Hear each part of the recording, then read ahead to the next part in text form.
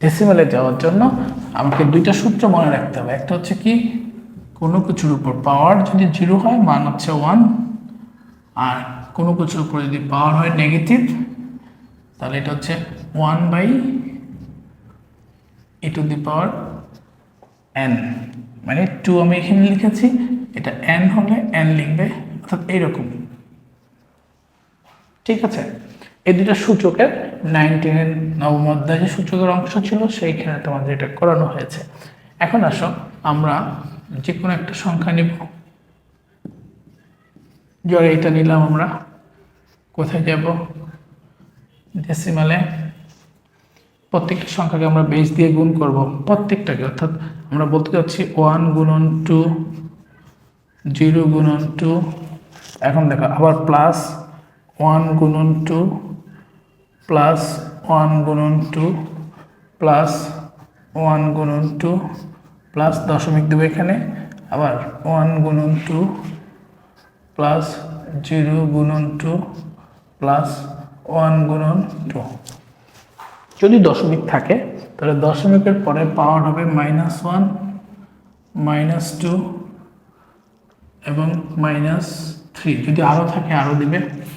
দশমিকের আগে পাওয়ার হবে 0, 1, 2, 3, 4।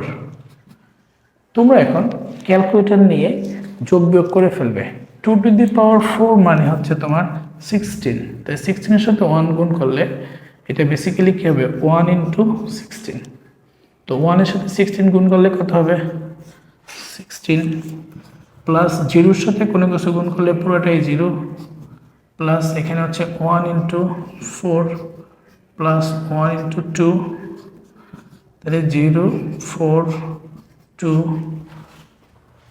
2 এর উপর পাওয়ার কত, 0, তাহলে প্লাস হচ্ছে 1 × 1, এই যে সূত্র, পাওয়ার 0 হলে 1 হবে।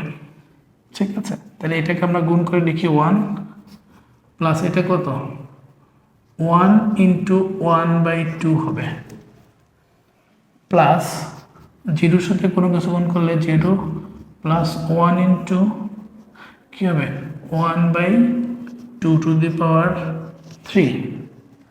ঠিক আছে, তাহলে এইটা কত হবে, এই উপরের 1, এটা দুইটা 1 গুণ হলে 1 হবে, তাহলে 1/2 প্লাস 0, 1/8। এটা 20, 21, 22, 23 দশমিক, এটাকে ভাগ করলে 0.5 পাবে, এটা তো বাদ, আর এটা হচ্ছে 0.25,